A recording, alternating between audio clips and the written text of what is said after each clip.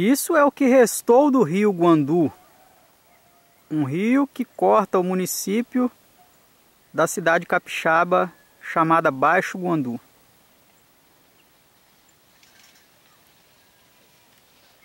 Como vocês podem perceber, pouca água ainda resta. E na imagem não dá para perceber, mas essa pouca água que está aí no leito do rio, ela ainda está muito rasa, muito rasa. Dá para ver até a areia no fundo. Percebam.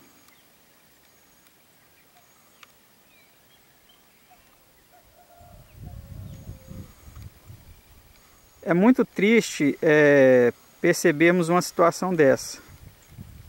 É algo muito triste. Quantas pessoas estão sendo afetadas pela escassez, pela falta d'água? Muitas cidades aqui no estado do Espírito Santo, elas já estão em estado de calamidade pública. Elas estão com o seu abastecimento reduzido, ou algumas até sem abastecimento. Estão sendo abastecidas por caminhões-pipa. E aí, todos nós nos perguntamos o porquê de tudo isso. Há 2 anos atrás, na enchente de 2013, muita água, muita destruição por excesso de água.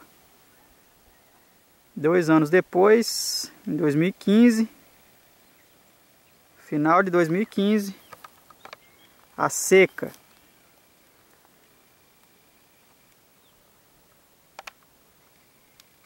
O gado morrendo. Os rios secando. O calor excessivo. Seriam isso apenas meros desequilíbrios ecológicos? Seriam apenas caprichosos desencadeamentos da natureza, desordenados? Seriam eventos meramente passíveis de uma explicação científica? Ou existe algo mais por trás de tudo isso? É sobre isso que nós vamos agora analisar um pouco à luz das Escrituras Sagradas. Aqui onde eu estou era para ter água. Algum tempo atrás não era possível ficar aqui. A imagem que você vê aí atrás de terra, de areia,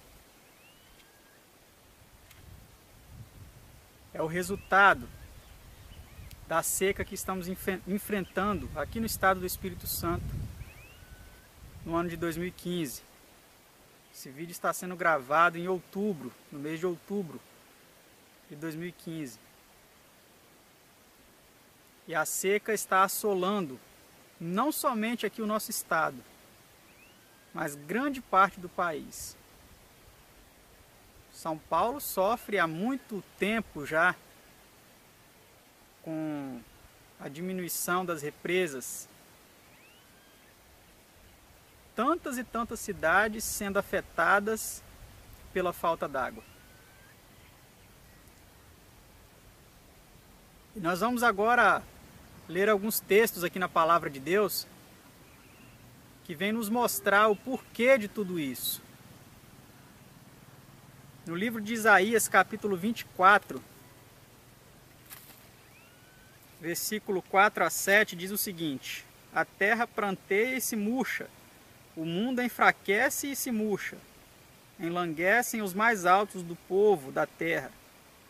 Na verdade, a terra está contaminada por causa dos seus moradores, porquanto transgridem as leis, violam os estatutos e quebram a aliança eterna. Por isso a maldição consome a terra e os que habitam nela se tornam culpados. Por isso serão queimados os moradores da terra e poucos homens restarão.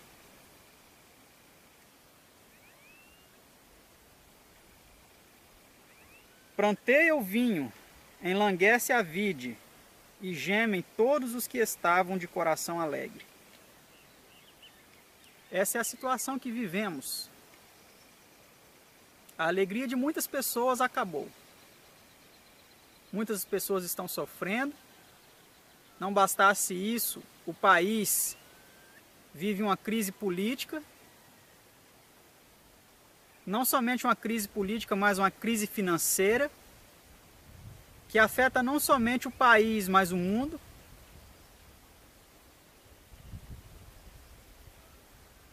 Mas tudo isso tem uma explicação.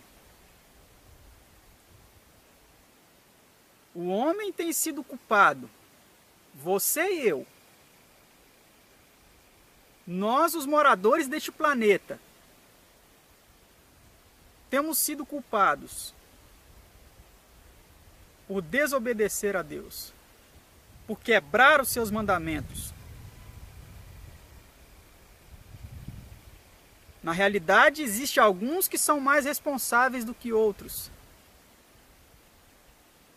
Porque o texto ele diz: porquanto transgridem as leis, violam os estatutos e quebram a aliança eterna. Existem muitos homens que estão ensinando por aí, que estão pregando, que não é necessário mais obedecer à lei de Deus. Homens supostamente cristãos, homens supostamente preocupados com a espiritualidade dos fiéis de suas religiões, mas que estão sendo os cabeças na transgressão da lei de Deus e estão ensinando isso às pessoas.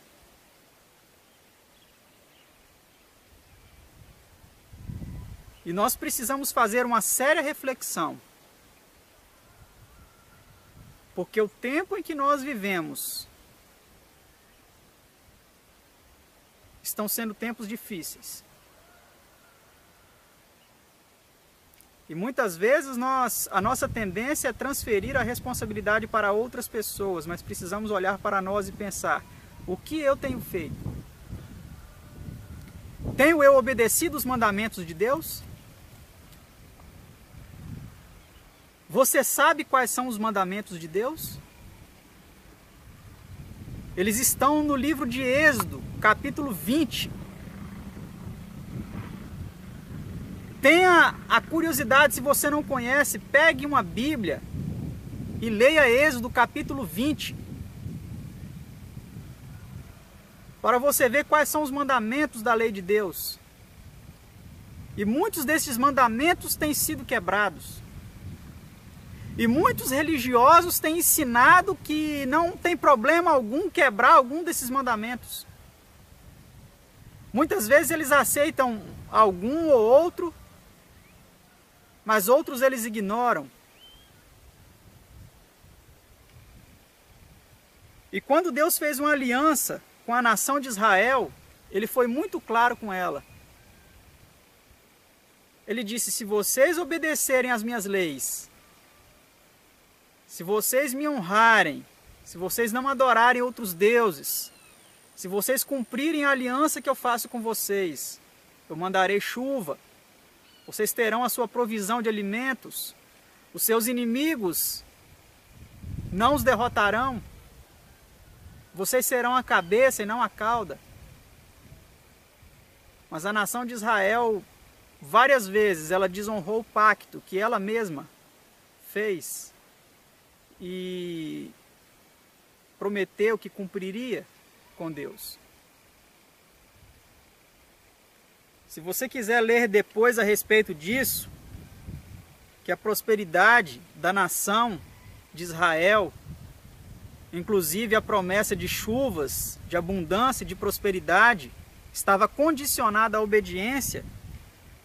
Eu quero citar aqui, eu vou colocar aí na tela para você ler depois, Levítico 26, 3 a 13 e Deuteronômio 11, 13 a 17. Existem outros textos, mas eu separei estes, para que você dê uma lida, para que você medite. Mas talvez você pode pensar, não, mas isso foi uma aliança lá com o povo de Israel. Será que Deus muda? Será que Deus faz acepção de pessoas na lei? A palavra de Deus diz que não. Deus não faz acepção de pessoas. Muitos estão pegando textos isolados das Escrituras para dizer que Jesus cravou a lei na cruz. Mas se isso é verdade, a mesma lei que diz não matarás, poderia ser transgredida hoje facilmente. Mas algum pastor, algum padre, algum líder religioso, algum líder espiritual se atreveria a pregar de cima do púlpito da sua igreja que todos estão livres para matar, que todos estão livres para adulterar, que todos estão livres para levantar falso testemunho, para cobiçar a mulher do próximo, para desonrar pais e mães, para ter outros deuses diante de Deus? Algum líder religioso teria essa ousadia, esse atrevimento de falar que todos nós estamos livres para fazer tudo isso? Não, não teriam.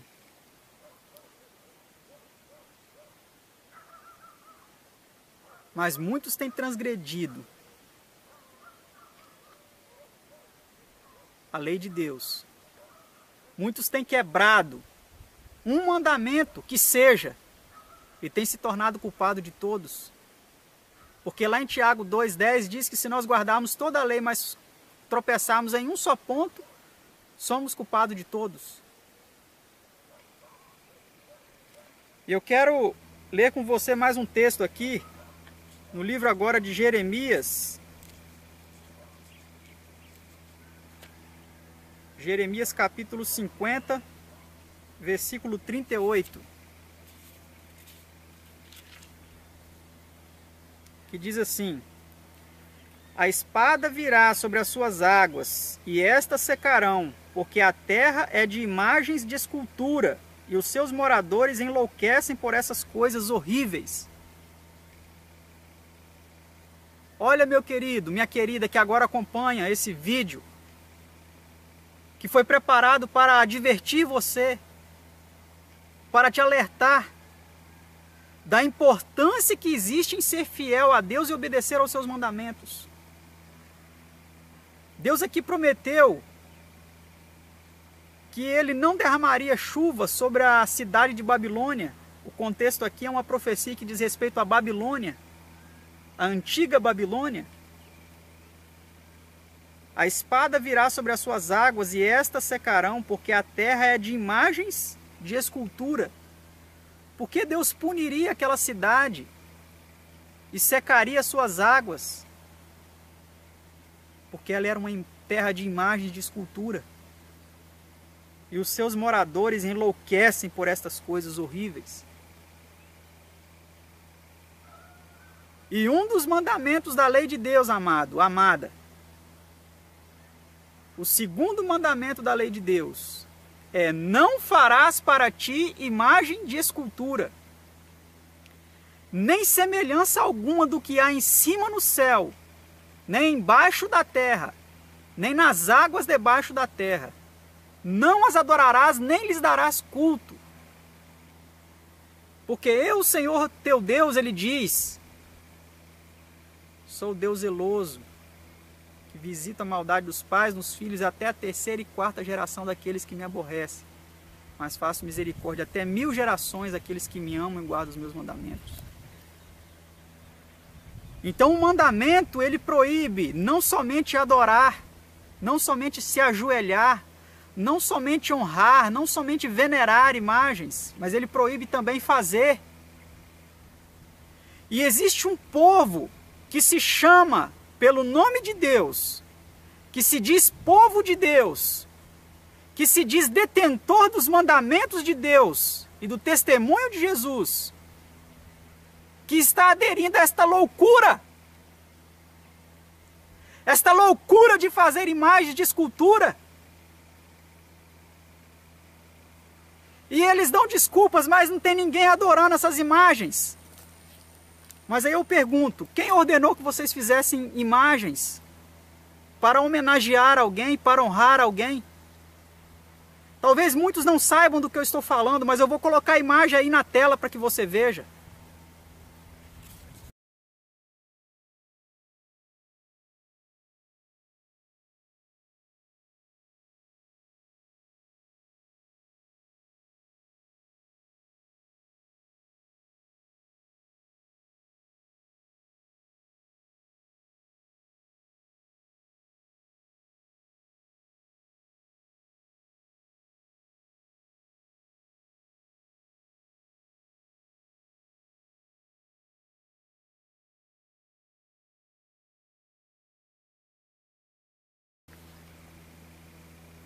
Onde estão os pastores de Israel? Onde estão os pastores da igreja adventista? Eles vão olhar essas coisas e vão ficar calados. Não vão falar nada. Eles temem perder os seus empregos, o seu salário.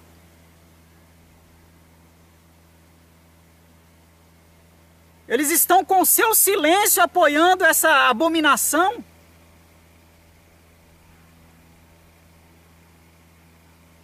Mas a mão de Deus, ela vai pesar, amado, amada.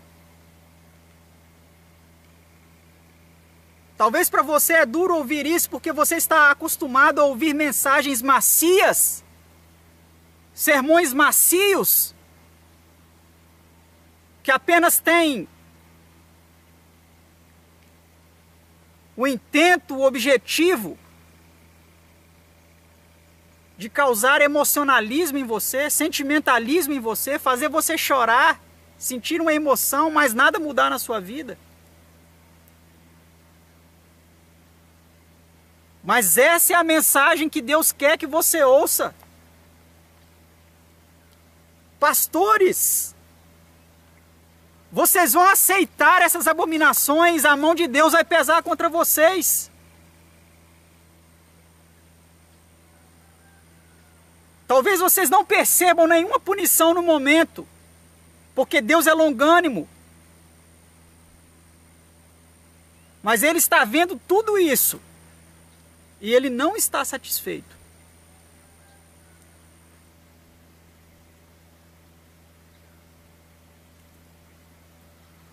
Nós vamos agora para Oséias, capítulo 5, versículo 11. Que diz assim: Efraim está oprimido e quebrantado pelo castigo, porque foi do seu agrado andar após a vaidade. Foi do seu agrado. Ele quis assim. Essa mensagem não é uma mensagem para as pessoas lá de fora, não. Para os mundanos. Mas é para um povo que se chama povo de Deus. Que pensa ser um povo de Deus. Que está andando após as vaidades. Coisas fúteis. Objetos. Objetos. Não é essa a honra que Jesus quer de você, meu querido.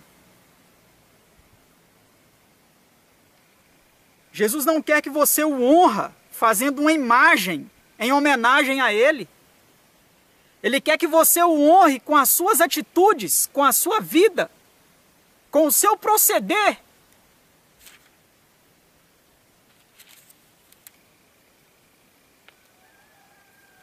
Capítulo 4 de Oséias, versículo 17, diz assim: Efraim está entregue aos ídolos, deixai-o. Sabe, querido, chega um momento que não adianta.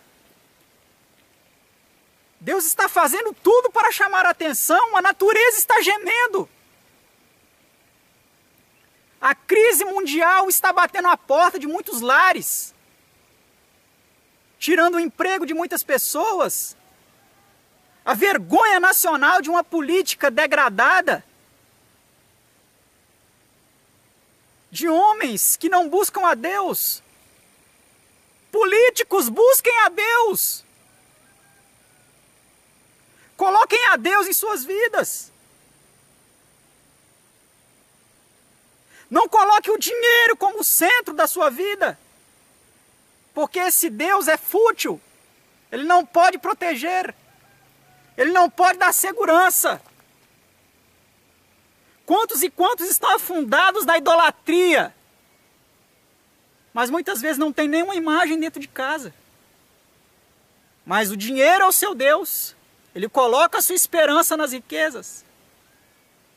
Quantos e quantos estão sendo idólatras, colocando às vezes um filho no lugar de Deus, colocando às vezes um pai ou uma mãe no lugar de Deus, colocando a opinião de um pai ou de um cônjuge no lugar de Deus, colocando a voz de um pastor e não a voz de Deus através de sua palavra em primeiro lugar. Ah, meu querido e minha querida, quantos meios de idolatria têm sido praticados em nosso mundo e as pessoas estão cegas? Quantos e quantos estão idolatrando o seu próprio estômago? O seu Deus é o seu estômago. Eles não conseguem controlar o seu apetite. Até quando as coisas serão assim? Até quando Deus destruir este mundo, como fala lá em Isaías 24, versículo 4 a 7. Até quando Deus destruir esse mundo com fogo, porque ele está contaminado por causa dos seus moradores. Eles não querem compromisso com a lei de Deus, eles não querem compromisso com a obediência a Deus. Eles querem viver em uma graça fútil, barata, que não transforma vidas, que não transforma o caráter, mas uma graça que salva, mas que não modifica. Isso não é graça. Isso é uma desgraça que quer deixá-lo na promiscuidade, na perdição, na idolatria, no mundanismo, até você ser queimado e não se dar conta disso. Assim como foi nos dias de Noé. Comiam, bebiam, casavam e davam-se em casamento. Esse casa e descasa que existe hoje, dentro das próprias religiões, pessoas casando e dando-se em casamento, até que veio o dilúvio e os levou a todos e não perceberam. A história ela vai se repetir, querido. E eu estou sendo incisivo com você para que você acorde, amado. Amada. Aborrecendo até a roupa manchada da carne para que você acorde. Para que você saia do fogo ao qual você está se encaminhando. Arrependa-se dos seus pecados, confesse os seus pecados a Deus. Eu tenho procurado fazer isso na minha vida. Eu tenho procurado confessar os meus pecados a Deus e fazer as reformas necessárias na minha vida. Eu não sou melhor do que você. Não é pelo fato de eu estar te falando essas coisas que eu sou melhor. Não pense assim. Porque eu sou pecador tanto quanto você. E eu estou falando isso porque eu amo, querido, querida, meu amado, minha amada. E eu quero que você entenda a gravidade do tempo em que nós vivemos. Um tempo em que as próprias pessoas que deveriam estar levantando a norma, elas estão abaixando a norma. Elas estão relaxando. Elas estão se acomodando ao padrão deste mundo. No capítulo 8, versículo 4 do próprio Oséias, vem dizendo assim: eles estabeleceram reis, mas não da minha parte, constituíram príncipes, mas eu não soube. Da sua prata e do seu ouro fizeram ídolos para si, para serem destruídos. Ah, amada, a nação de Israel ela estava mergulhada no egoísmo, na vaidade. Estava constituindo líderes, mas não tomava conhecimento de Deus. Hoje não está sendo diferente. O que tem sido consultado para escolher lideranças, governos? Será que Deus tem sido consultado? Será que a vontade de Deus tem sido consultada? Eu não falo só de liderança política, mas também de liderança espiritual. Quantas pessoas estão colocando homens como seus líderes espirituais, enquanto deveriam colocar o próprio Jesus como seu líder? Mas eles estão olhando o que esses homens estão falando, o que esses homens estão pedindo, o que esses homens estão ensinando. Doutrinas de demônios, que têm o objetivo de levá-lo à perdição.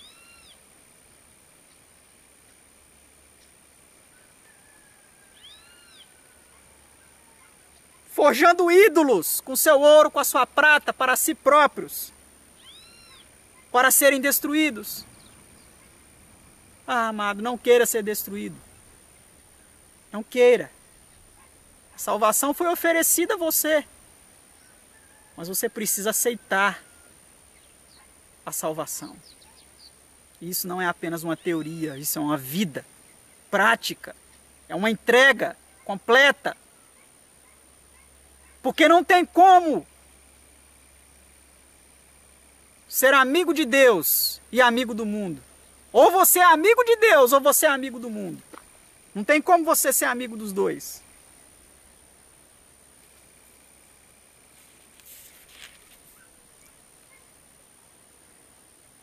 E para finalizar, eu quero ler aqui com você o capítulo 14 de Oséias, versículo 8 e 9, que diz assim: Ó Efraim, que tenho eu com os ídolos, Efraim?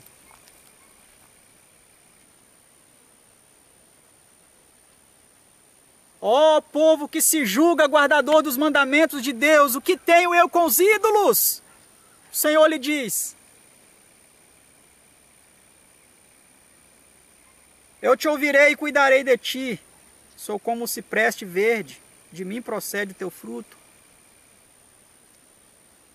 Não tem como você produzir frutos se você não estiver ligado a Deus. Aqui não fala que você precisa estar ligado a alguma denominação.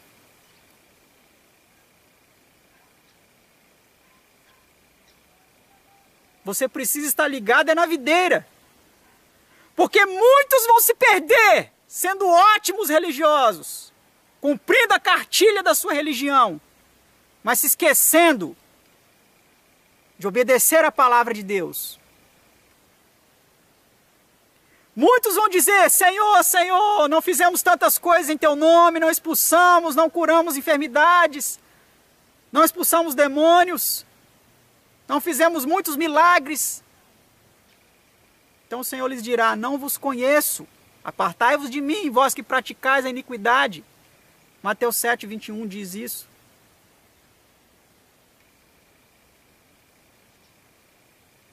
Procurem se ligar a Deus, queridos, queridas, amados, amadas. Muitos estão sendo expulsos de suas religiões porque estão defendendo a verdade completa da palavra de Deus. Não uma verdade forjada, uma verdade parcial, mas uma verdade plena, absoluta, um evangelho eterno. Não um evangelho passageiro, não um evangelho de modismo, não um evangelho de oba-oba, mas um evangelho eterno. Muitos estão sendo excluídos de suas igrejas por pregar este evangelho.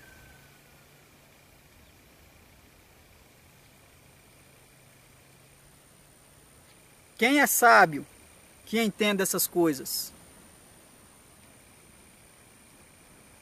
Quem é sábio para entender essas coisas?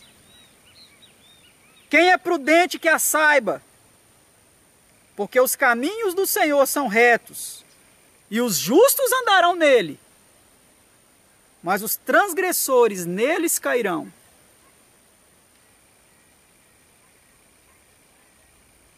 Procure andar, querido, querida, meu amado, minha amada. Procure andar nos caminhos do Senhor, porque eles são retos, eles não são tortuosos. Mas se você não andar nesses caminhos, no caminho do Senhor, que é reto, você vai tropeçar nele. Você vai tropeçar. E vai se perder. E não é isso que eu desejo, não é isso que Deus deseja para a sua alma. Mas é que você se converta, que você viva no Espírito e não na carne. Que você faça a vontade de Deus e não a sua, não a da sua igreja, não a do seu pastor. Mas que você faça a vontade de Deus.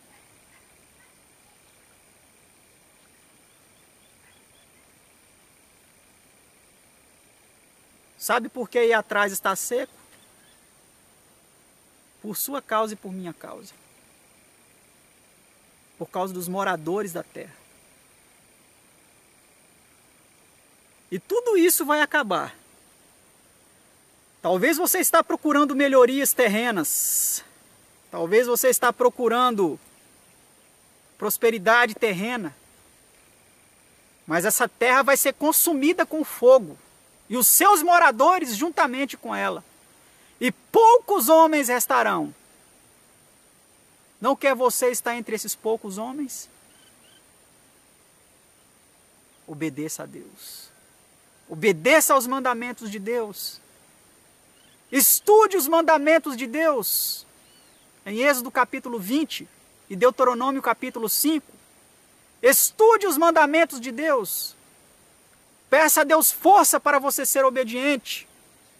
Porque a salvação é pela graça, mediante a fé. Mas nós seremos julgados pelas obras. E se você não produzir frutos dignos de arrependimento, você será cortado e lançado no fogo. Que Deus o ajude, que Deus lhe dê força, e que você reflita nessa mensagem, para o seu bem, para a sua salvação, em nome do nosso Senhor e Salvador Jesus. Amém.